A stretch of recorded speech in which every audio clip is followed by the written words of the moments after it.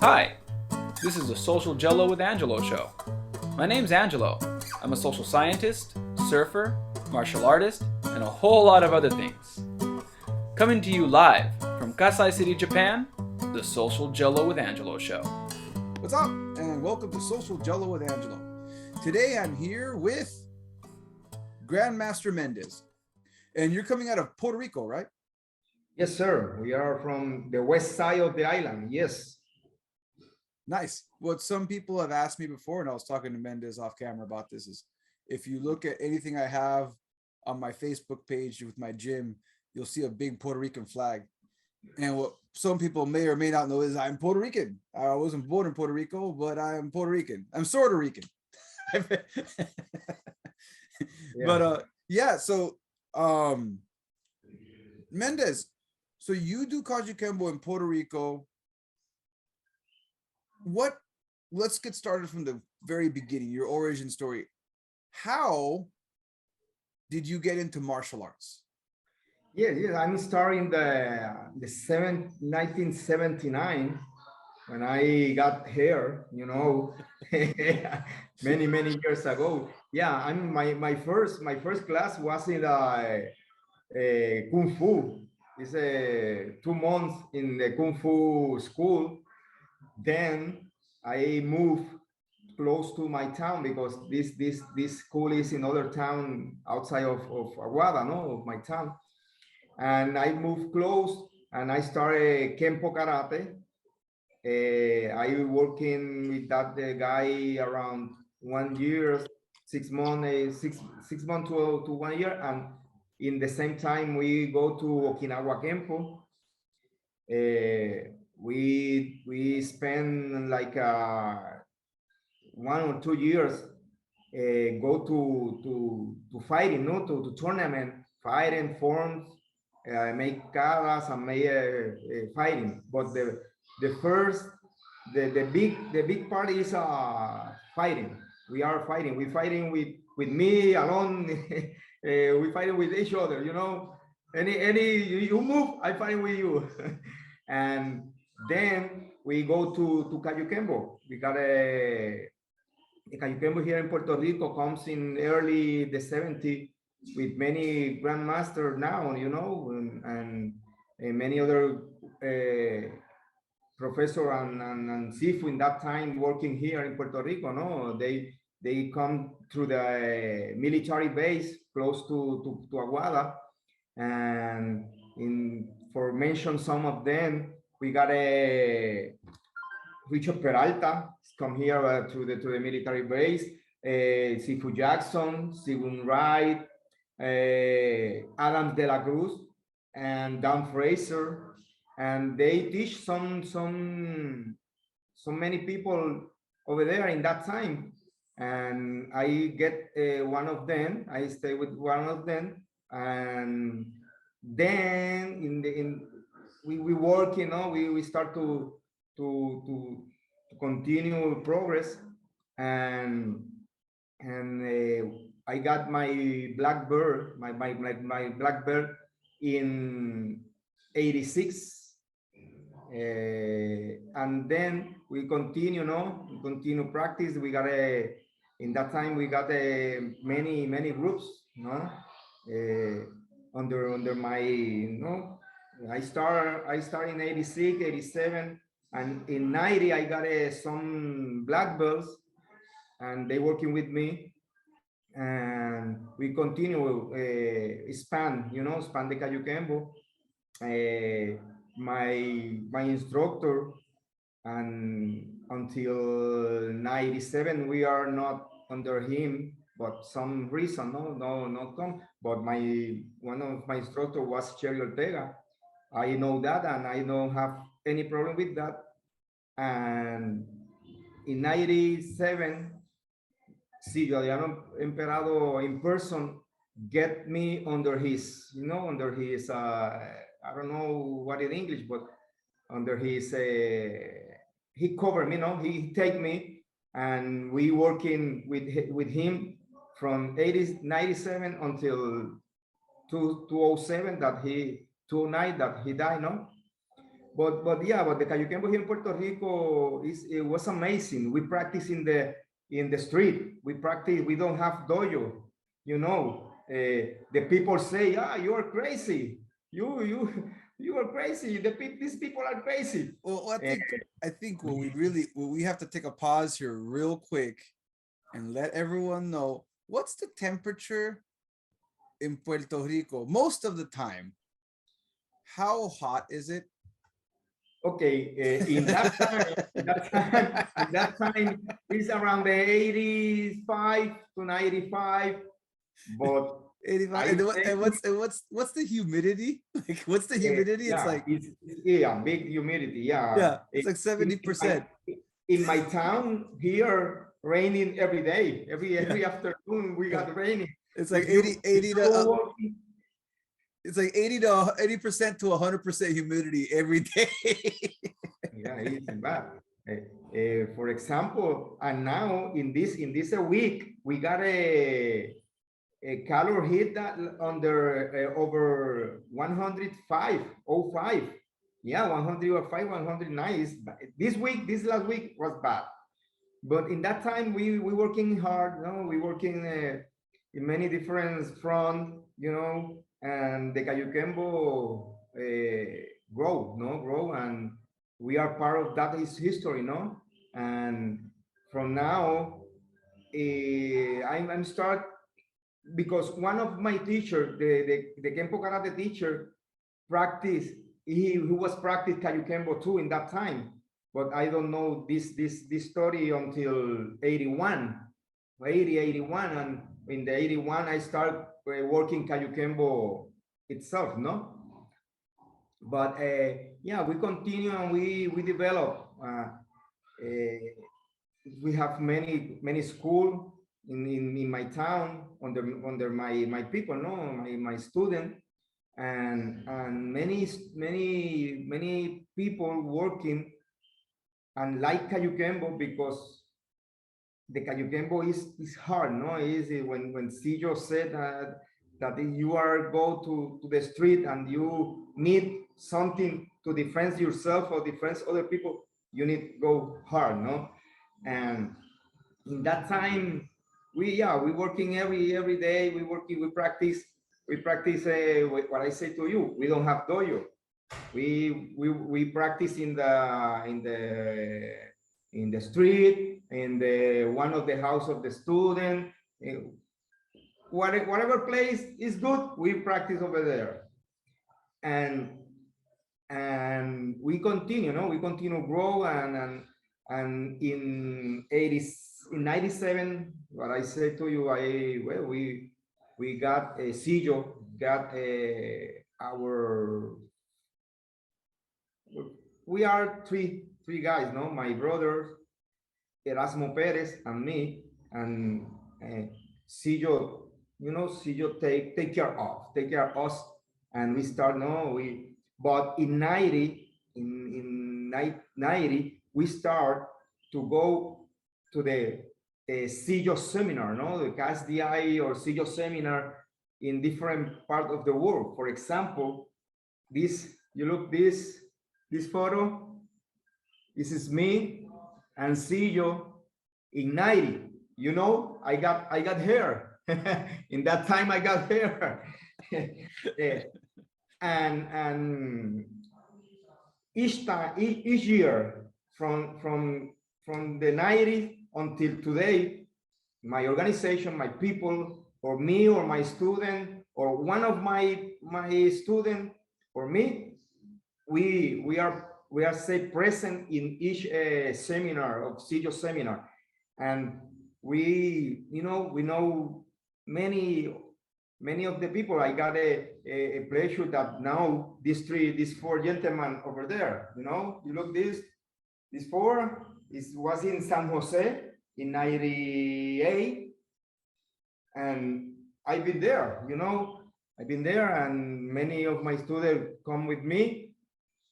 But the most important for me, the most important that all because what I say to you, we travel to Hawaii, to Spain, to California, Texas, Florida, you name it. I mean, we spend this time, we go to that seminar because too much knowledge over there.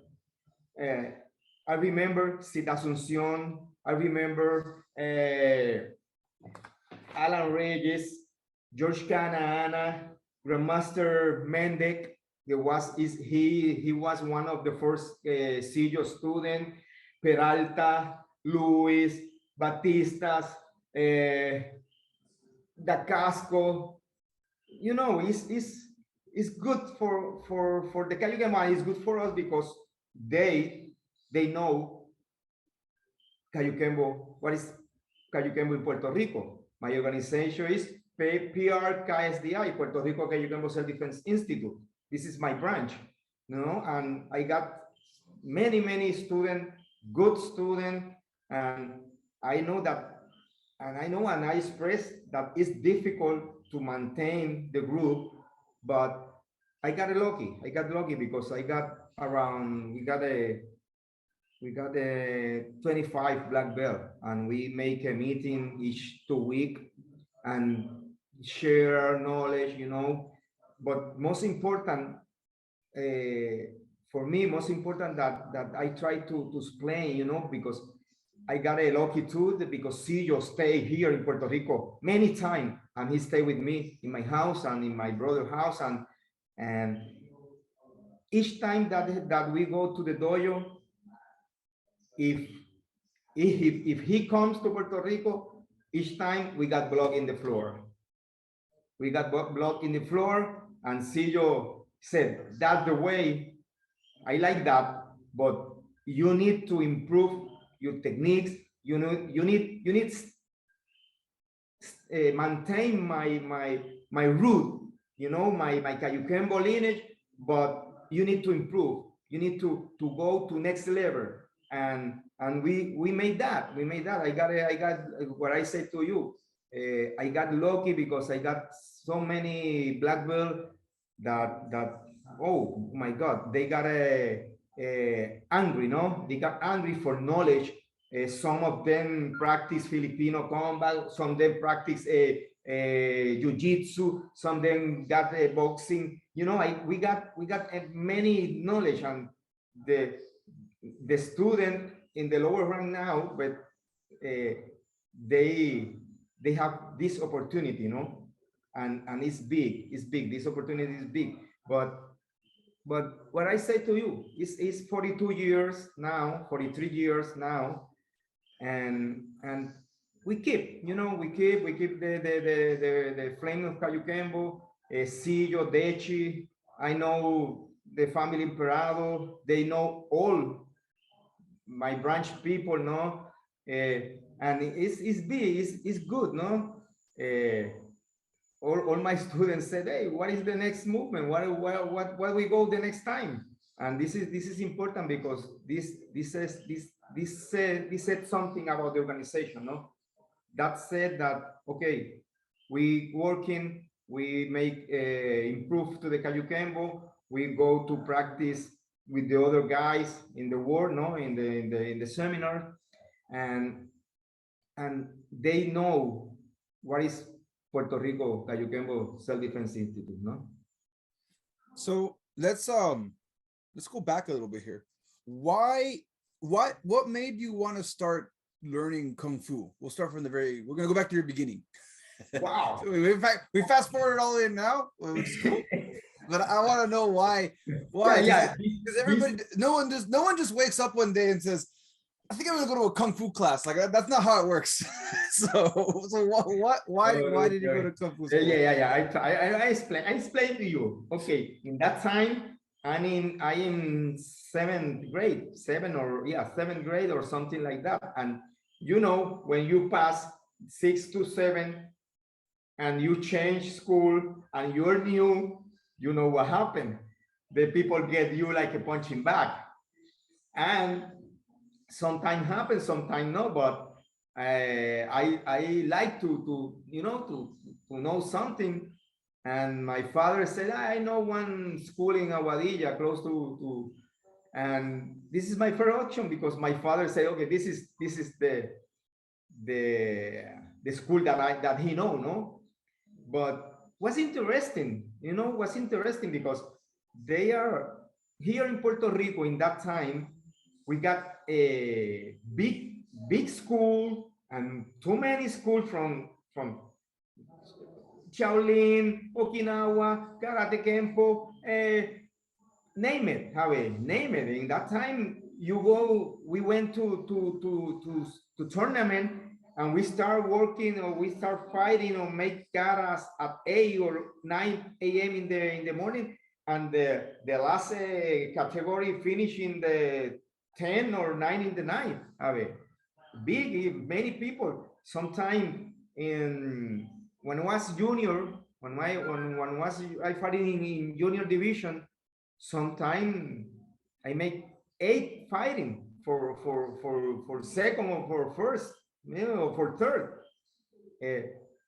But this this first opportunity to meet was in this kung fu area, and he liked, but I tried to find some more hard, some more rough. And one of my friends said me, okay, in Aguada, in your town, we got one teacher started school, and I moved in that direction. No, in that time is karate, Kempo karate, but this teacher come from one Kajukenbo teacher in Aguadilla, no, in the Remy base. It's a military base. For this reason, this guy that I mentioned, Peralta, Jackson, Wright, De La Cruz, and Fraser, Dan Fraser actually is my mentor.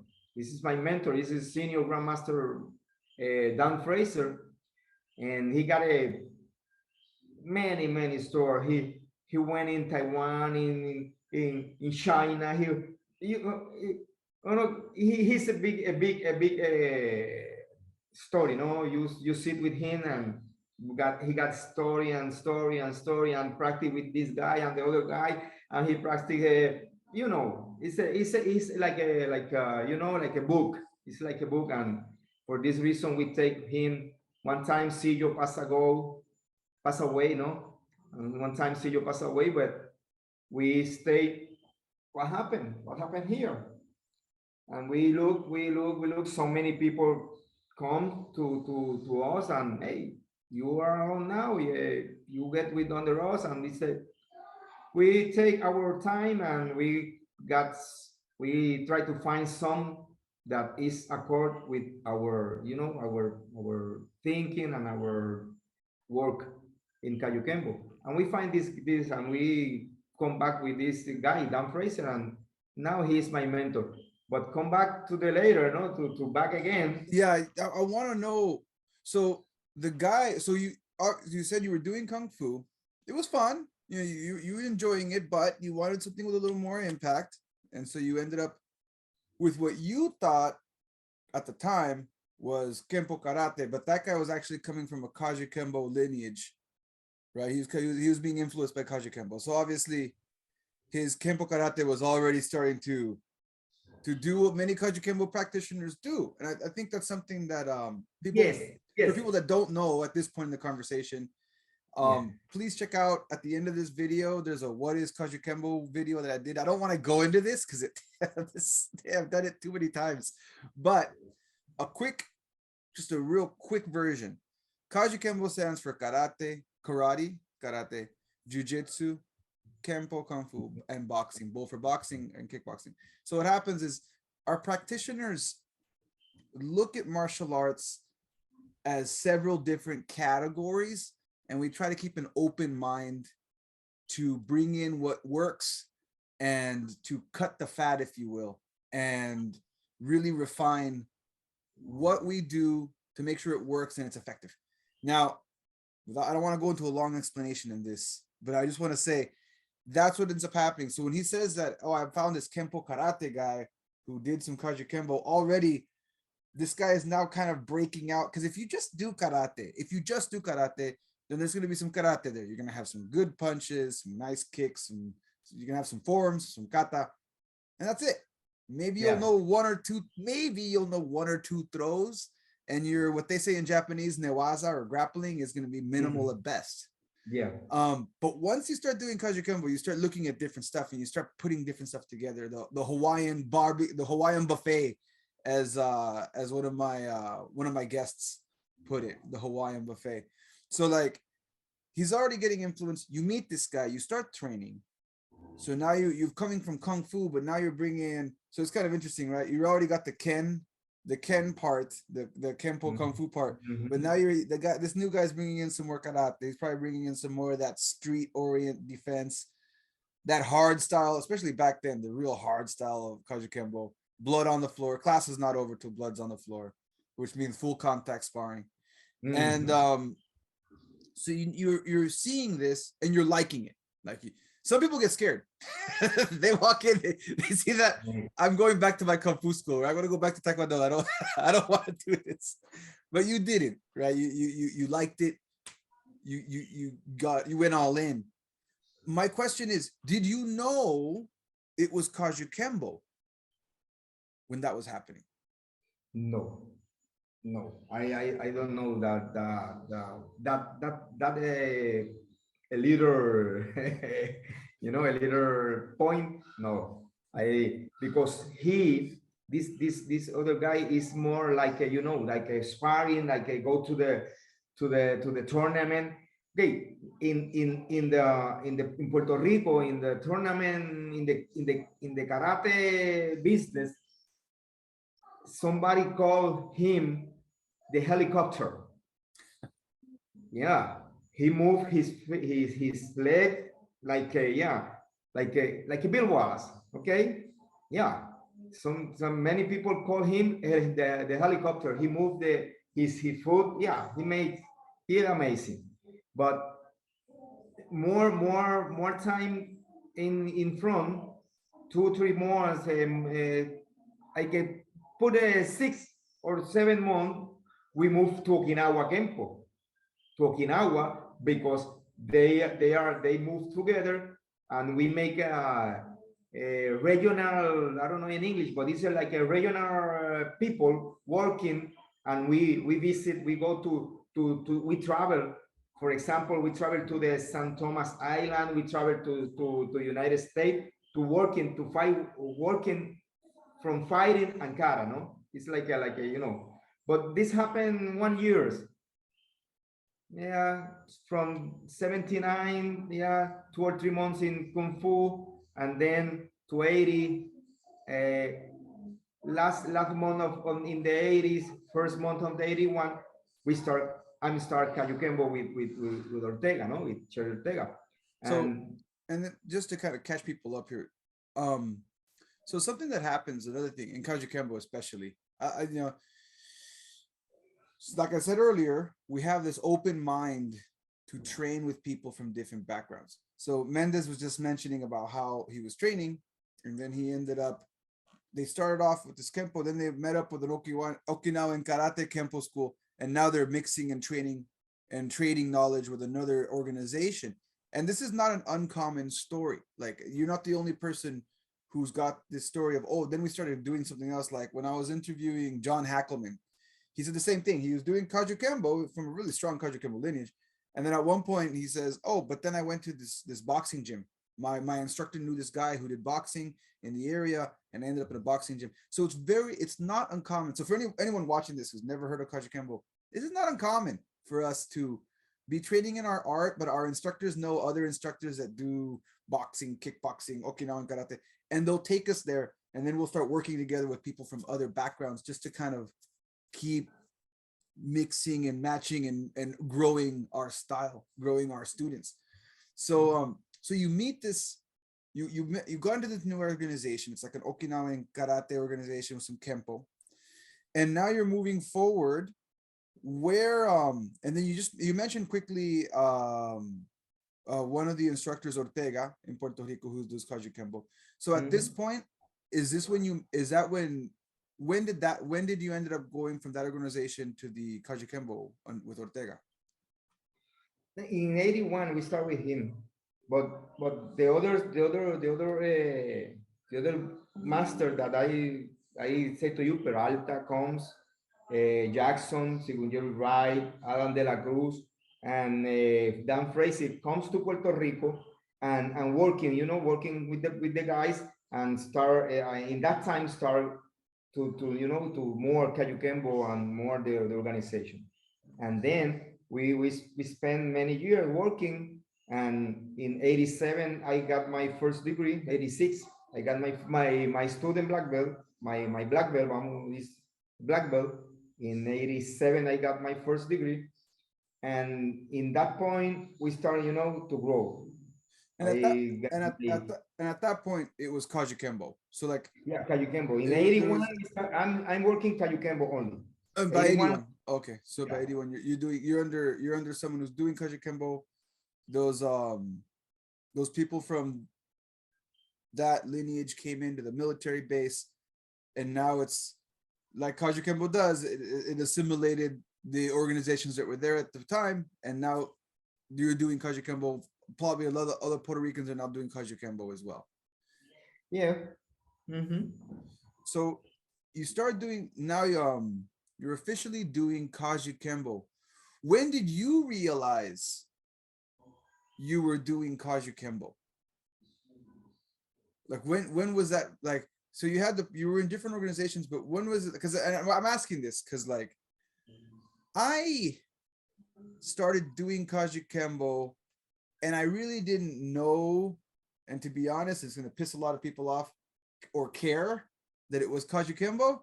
I cared more about being able to effectively defend myself, and that's it. I went to a lot of different dojos. I went to a lot of schools. I did a lot of reading. I read about Jikundo. I was looking for a Jikundo school, but I couldn't find one. Or I was looking for a Brazilian Jiu-Jitsu, not even Brazilian Jiu-Jitsu. I was looking for a good judo school at the time because there wasn't any, Brazilian Jiu-Jitsu wasn't very what it is now. So I was looking for either a nice judo school and a nice karate school and or a Jikundo school. If I couldn't find the Jikundo, I was gonna join a karate and a judo school and a boxing or kickboxing. I was gonna join like 3 different places to get what I wanted. Okay. But I just got lucky and I met this guy who says, "Oh, I have that." I'm like, "Oh, you do? Really?" Because I've heard people say that, and then I get there, it's not that. And when I got there, it was that. So, but I didn't care. It was Kajukenbo. I didn't really realize nor think about it till maybe blue belt. I think when I got my blue belt is when I started thinking, oh, it's not this guy that I'm training with. There's like a whole organization and a bunch of people, and it's international, and there's people all around the world doing this. I didn't even, like I said, I didn't care. I only cared about not getting shot or stabbed. Those are the only 2 things I was really thinking. I don't want to get shot. I don't want to get stabbed. I don't want to get jumped. That's really all I was thinking about while I was doing Kajukenbo. So then when I realized, like, oh, there's like a whole community here, and I was maybe 4 or 5 years into my Kajukenbo journey till I started really thinking, oh, this is like, there's more than just me and my instructor and these people I train with. There's like a whole thing. So when did that happen for you? When did you realize, oh, there's a whole thing here? Okay, yeah. What happened? I moved in that time, and I got my orange belt, and happened in 81, 82. But it's your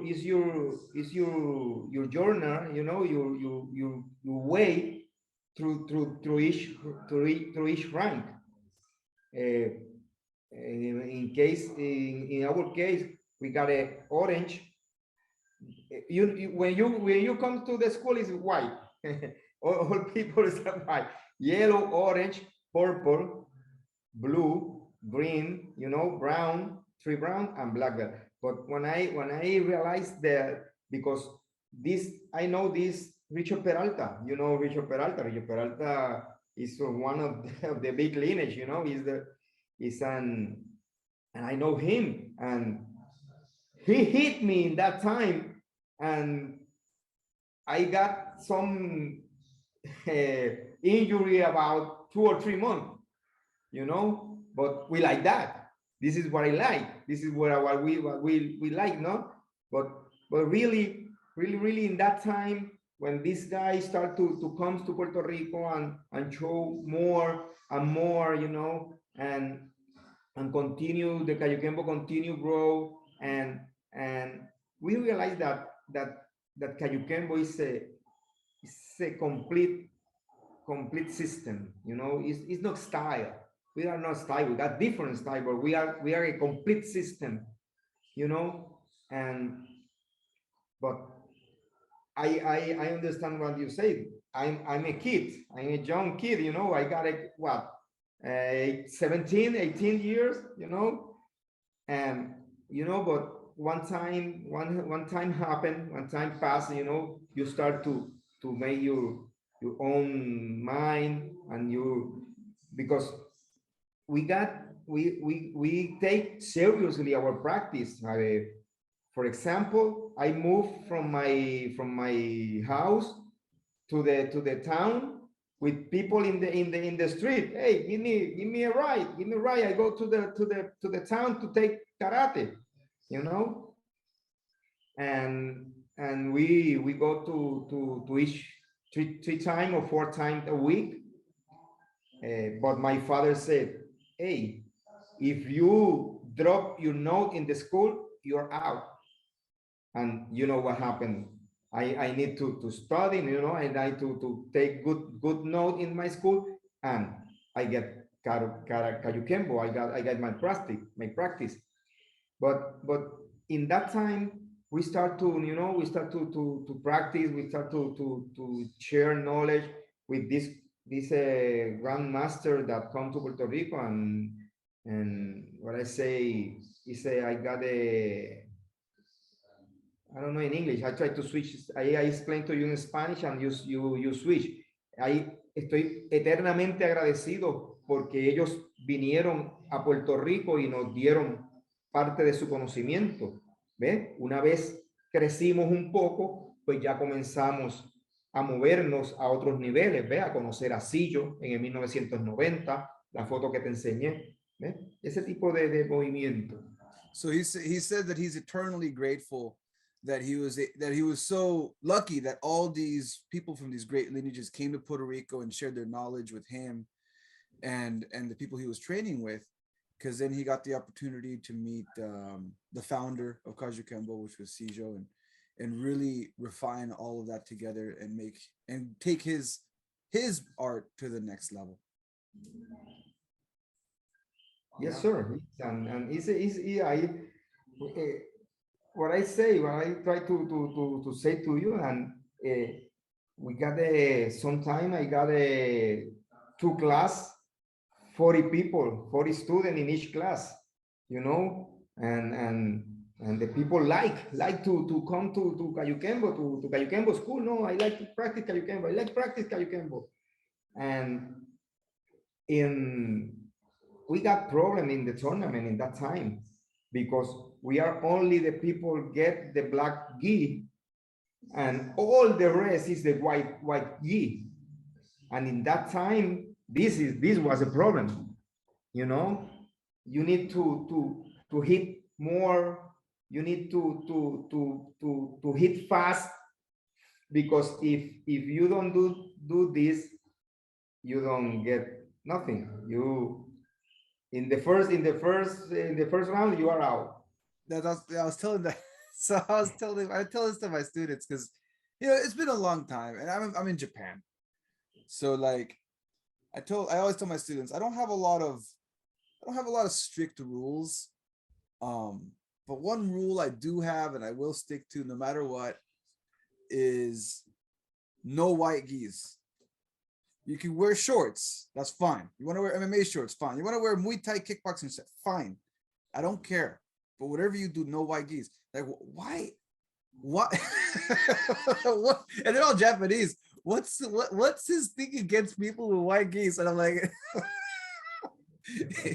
my instructor told me at my first tournament, we are the only people, well, the very few people. You might see a few other people with red gis. You might see a few other people with red and black gis.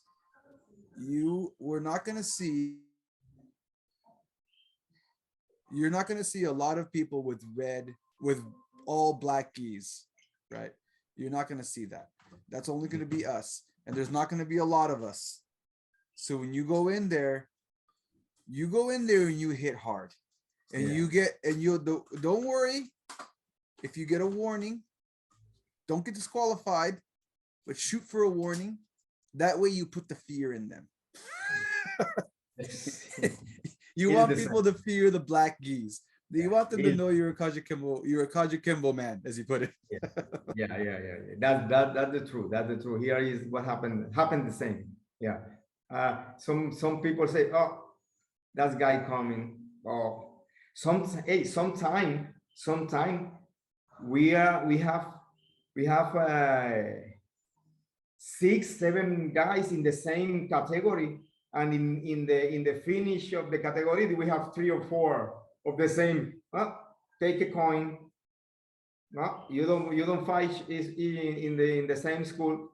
Take a coin, and the next time you change the number of the of the position. But yes, it's a my life in Kajukenbo was good, and it's school for me. It's more than the practice, more than the style. It's a way of life. I'm professional. I'm mechanical engineering. Okay, I'm mechanical engineering. But in that time, you're a kid. No, you are 17, 18. You don't know what you like, and but Kajukenbo put in me. No, you need get one goal or 2 goal or 3 goal. You need to put your mind and you go in that direction. It's the same in the fighting. I go through you. I not pass around you. I go through you. If I need to defend myself, I go through you. And this type of of knowledge and mind keep you a lot of advantage, because thanks God I finished my degree. I'm working, and now I'm retired. But the Kajukenbo putting me and putting the other guys, the goal, that we go to that point, go, and we make all what need to do to get this goal, because this is Kajukenbo, no? This is Kajukenbo. No, and Eh, I think you're touching on a very good point here that I think is, I want to say it's different from a lot of modern. So anybody who's listening to this is your first podcast, or even you're new to martial arts. There's something I feel, and I was talking to Kajukenbo black belt John Hoylo last night, about this, about how in Kajukenbo we have a lot of people from different backgrounds, right? Not just nationally, not just internationally, from different walks of life. So you'll have people like John Hackleman, who's a professional UFC coach, right? But you'll also have people who are doctors, nurses. You're gonna have people. You're gonna lawyers. have lawyers, teachers, school teachers. You're gonna have people like yourself, mechanical engineers. You're gonna have people from all walks of life that get together and they train hard. They train just as hard as the people who are gonna go step into the cage and go do some professional fighting. But then they go back to their regular lives and they grab what they learned in their martial arts practice, that discipline, that focus, and then they apply it to that, Yeah. right? And I think that's a Mm. little different, because people always ask me, well, what's the difference? Well, because if you go into a kickboxing gym or you go into an MMA gym, there's nothing wrong with this, okay? These are great places to train. I'm not talking badly about it. I'm just saying that it's different, that a lot of the head coaches, a lot of the head MMA coaches are focused in just that. I'm an MMA coach, and that is my career and my job, and that's all I'm going to do, and that's all I'm going to focus on. And if I have something else I'm doing in my life, I'm not really trying to focus too much on that, because what's going to feed my family is this, right? And there's nothing wrong with that. I'm not trying to criticize that. But what I am trying to say is that in Kajukenbo, we're kind of taught to, yes, you can do that. You want to do that? Okay, train hard. This is what you got to do for that. But we're also taught that that's not the only thing, that there's multiple just like our mindset of multiple ways to practice our art, there's also multiple ways to live your life. You don't have to go into a one modality of saying that, okay, I'm going to put food on the table with martial arts, because that's hard. That is hard. You're going to do that. I commend you. That is amazing. If you accomplish that, that is amazing. Because, you know, those statistics, let's talk about, I do social psychology. I love statistics, right? Some statistics you'll hear about martial arts. Most people, about 90%, if you're talking about, we'll just talk about all martial arts, 90% of people don't get past white belt. A lot of people walk right in, walk right out. Like 90% don't get past white. And then they get their next rank, no matter what style you're practicing. Let's say it's Brazilian Jiu-Jitsu, you get your blue belt. Let's say it's Kajukenbo, you get your yellow, orange belt. You start getting a little up there, you still have like an 80% chance you're going to quit. Something bad's going to happen. You get hurt. You're going to get your first injury. You're going to, like what happened with your in Mendez story. He got kicked. Sounded like he might have cracked a rib. And so like you might crack a rib, break a toe, break a nose, dislocate a shoulder. And then you're going to ask yourself, is this, I can defend myself. I'm strong enough to defend myself in the street. I'm having a hard time defending myself against the guys at this place, but I can defend myself on the street. Should I quit now? I could quit now and save a lot of injuries. And so then you still have a high chance that you're going to quit, 80% chance you're going to quit. And then finally you get to the upper ranks. And once you get there, like once you start getting to brown belt, in Kajukenbo brown belt and Brazilian Jiu-Jitsu purple belt, now you're in a weird place. Now about 90% of people that get there have everything they need to finish, to get to that black belt. They're there. You're almost there. You just got to hold on a little longer. It's a little bit longer, but there's still a 10% chance that you're going to quit. There's still a 10% chance that you're going to be like, nope. You know, this is, I can't, I don't have my family, work, degree. If you're a kid, now you're in college and you got married. My wife is telling me that she wants me home, and she's nagging at me. Like I gotta figure out my schedule. And Sifu, I'm sorry, or or Sensei, or whoever you practice with, Coach, I'm sorry, I can't come into classes Saturday because my wife wants me to go out with the kids. Right? So like then you gotta figure out how you're gonna accommodate your life. And that's why some 10% do quit at that point. But 90%, it's a high number. Still, they do a compromise. Honey, can we get home by 5 o'clock? I'll take the kids to the zoo. Can we go home by 5? And I promise I'm just gonna practice. I'll be right back. And then we'll have movie night when I get home. So they negotiate martial arts in their life. And then some more statistics. You get your black belt. Now what? I'm gonna open my own school. Okay, you open your own school. I don't know what the numbers are on this, but if I have to look at the people I know that saw do this, under 5% were successful in opening their school and running a business, because you have to understand the martial arts side of the business and go in that track. Only about 5%, under 5% were successful in doing that. And so it's not easy. It's not easy. So like that's why in Kajukenbo, and that's why I feel so sorry for a lot of these kids, because they watch these YouTube videos and everybody wants to be a professional fighter. And I just want to say, look, that's hard. It's hard to run your own school. It's hard to be a professional fighter. These are very difficult careers. You can do it. I know people that have. I'm not saying it's impossible, but just if you wanted to get more statistics, look at the UFC charts. Just look at it. There's a list. You can look it up online. You can Google it. You can look at the UFC charts. In fact, here, check this out. We got a little bit of time here. Here. Okay, so here we are. So we're gonna go over here real quick. So here's our UFC rankings, real quick, right?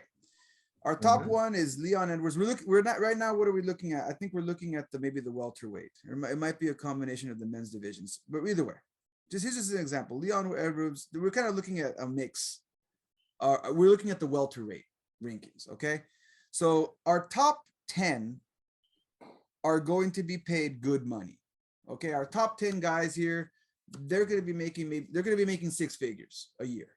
And you got to remember, this is not forever. This is just for now. It's not forever. This is just for now. As soon as we go from number 10 to a number 11, there's a big drop in UFC pay. Now you're making somewhere between maybe $50,000 and $80,000 a year if you're lucky, which is not bad. Still pretty good money. Go down another 10. Now we're in kind of, Nate Diaz is barely there. He's still making what you would make with a graduate degree, about 50 grand a year, maybe, depending on how he's taking his fights. Once we go to 21 and down, that's where things start getting kind of weird.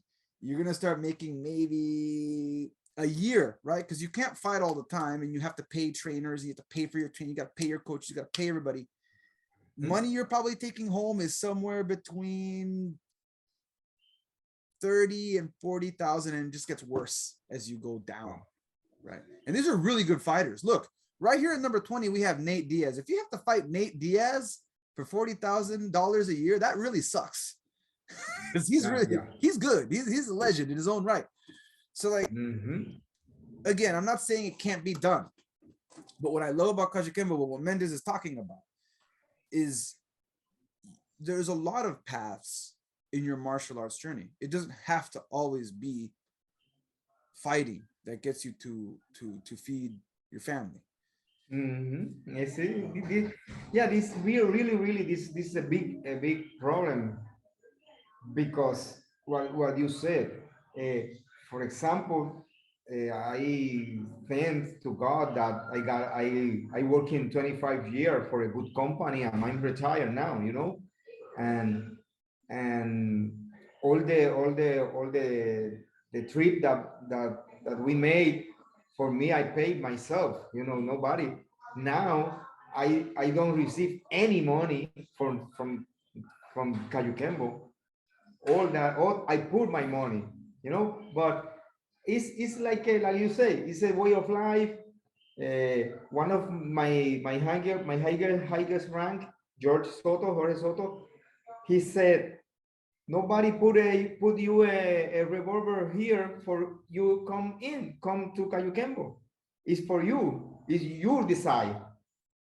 But this is what we have, no? But I like that what I do. I like to share knowledge, come back a little years ago. We start, what I know, we start to each year until 90 to now, 32 years. We went, some of my students or me, been there in the KSDI seminar. And in the 90s, we meet Sillo, and Sillo comes many times to Puerto Rico, spend 2 weeks, 3 weeks with us. And he said, you need to improve. Each time that I come, I like to saw different techniques, different way, and because I know that your group is very strong and is a good group. Continue, but remember my knowledge, my basic, my root, and we made that. Because what I say to you, I got some people from judo. I got a second degree in judo, one of my students. I got so many other jiu-jitsu. I got a Filipino combative, and we got some people like good in sticks and knife, and they got, some of them, they got angry, they got to know different style or different, way, like a stick, a knife, judo, ground fighting, and we put all together. We when we get a meeting 2 weeks, each 2 weeks we got a meeting. Not all coming because you said somebody got you compromise your children, but in I don't know in English, but Spanish is fine. it's it's like each time we got 10 of us, sometime 20, sometime 8, sometimes 4, but we continue. We working with the people comes. I don't have any problem. If only one student come, I'm working with him because this is what I like and this is my life. Kajukenbo is is more of the 50% of part of my life. And what I say before, nobody put me account here for no, you be here because I showed you if you know. No, it's because I'm like this is my way of life, and many people, we help many people. It's a way, it's a way of life. And we got this opportunity to share the knowledge, and we all the guys got a vote, okay, we do this, what do you think? That's a good idea. We that in that direction. If in some time, but we need to okay, now this is the way, and if I show the way, I'm the first in the row. I say, okay, people, for this we go in this direction, and I'm in the first. Okay, and it's working. It's working. The people is good. The people like. In this past week, the government of Puerto Rico bring to us a recognition, a good one, and it's important because the I don't know in English, but the town, the people need somebody that take care and in some aspect, because they are martial arts give you discipline, that you said, give you you got a goal, you got focus, you got something that you need in the real life. It's the same. If in some time I need to help myself, defense myself, I got the knowledge, and I got the in English, herramientas, ¿cómo se dice? Yeah, En English? you have the tools. The You have tools, Yeah. Yeah. And with the practice you got, and you are in the in outside with good knowledge, and you feel comfortable, and you feel good, and you okay. This way, not because I saw the something wrong, I go to that direction, and this is part of Kajukenbo. This is Kajukenbo is that, and what I said to you before, for example, sometime we got I put one example, Richo Peralta. Richo Peralta, I visit him in Texas in the 90s, and I stay with him 2 or 3 days, and he showed me some technique, and I write in a book. I write this technique, and sometime I got my book from Richard Peralta, 98, 90 something, 2000. Okay, people, this technique is from Richard Peralta.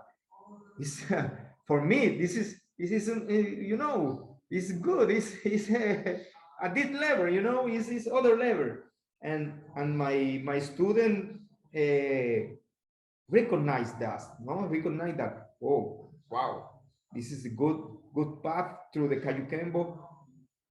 We know many people, and for this reason we try to the black belt, go to the seminar, because people from all the world, from Spain, from you are Puerto Rico, or you are in Japan. Okay, wow, and this different, for me it's a other level, and I like the friendship in Kajukenbo.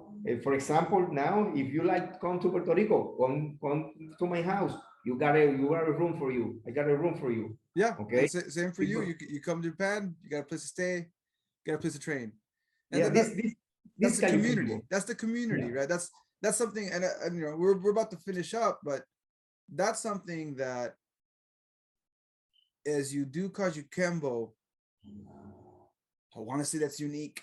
Maybe I've heard some people talk about it, but not so much. I've cross trained to other places. I enjoy it. I have not to disrespect the people that I train with. They're nice, they're kind and everything.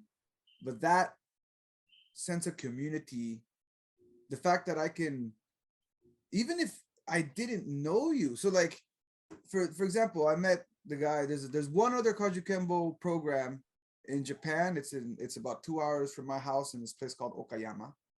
And the way I met him was I Google searched Kajukenbo in Japan and couldn't find anything.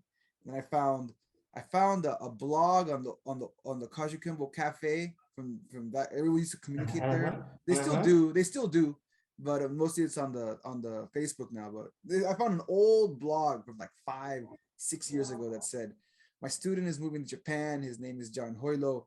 Because some guy was saying, I want to go to Japan. Who can I train with? And he said, oh, my student's there. Contact him. He might train you. And I saw an email address. And I'm like, I copied and pasted the email address and said, sorry, I know I don't know you. It's kind of weird. I found your email on online and I'm in Japan and I want to know if you're still here, if you want to do some Kajukenbo. And we immediately became friends. And I've known him for over 5-6 years now, 7 years. Went to his wedding. it's like this is how it works. Never met the guy ever. Met him online, and it's like we're brothers. I'm sure that happens in other arts. I'm not saying it doesn't, but it's very that what the ohana, right? That Hawaiian phrase they have for family, ohana. So we only have 3 minutes, Mendez. Before we finish, I'm gonna ask you the same question I ask everyone that's on my show. Let's say someone who's listening to this episode and they've never done martial arts, they have no idea where to train. What is your advice for this person looking for a place to train? What is your advice on what they should look for? Okay. When I get this assignment, I try to say to people, okay, you need to, if you like to find some good place, you need to check the school, check the teacher, check the background, and look his student. Look his student. If you look in his area and his dojo, respect. You look, a good friendship. You look a good knowledge from him, and overall is they are humble, because you need to be humble, and you feel good in that place. Practice, because for me nothing is bad, because you need your glass, you need to glass half or less.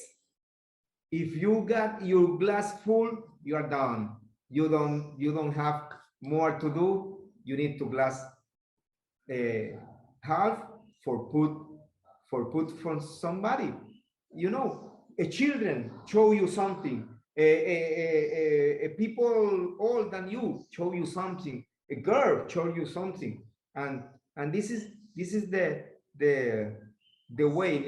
You need to get seriously. Because if you go to somebody teach you, he got, if possible you pay, but he got his time, and the time is money, and the time is life, and he put on you his confidence for you grow. But this is important in the life. No, this is important in the school. This is important, teacher with student.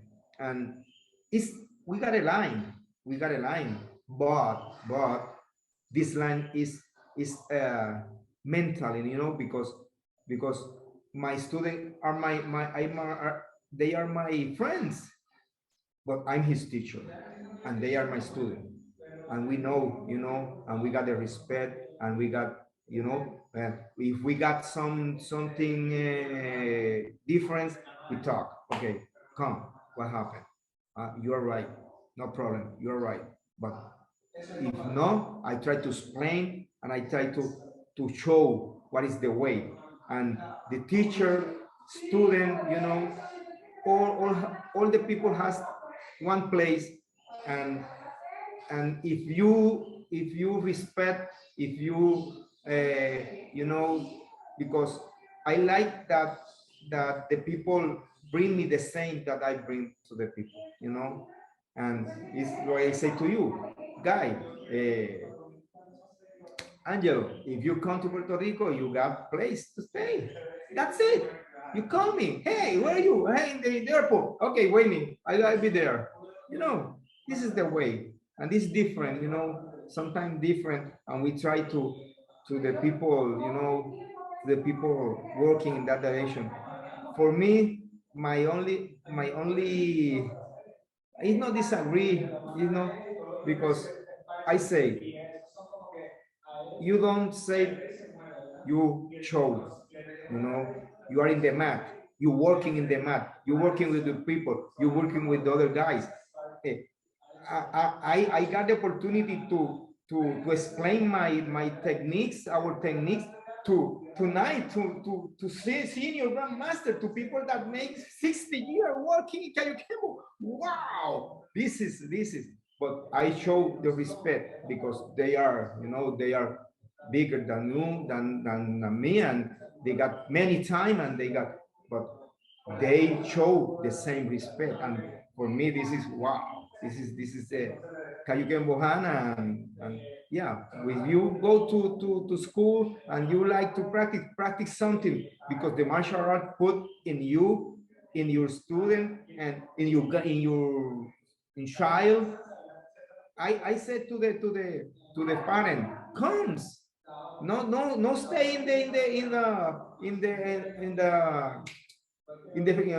outside of the dojo, comes working with your child, working with me, and it's different. When that happens, it's different. It's different.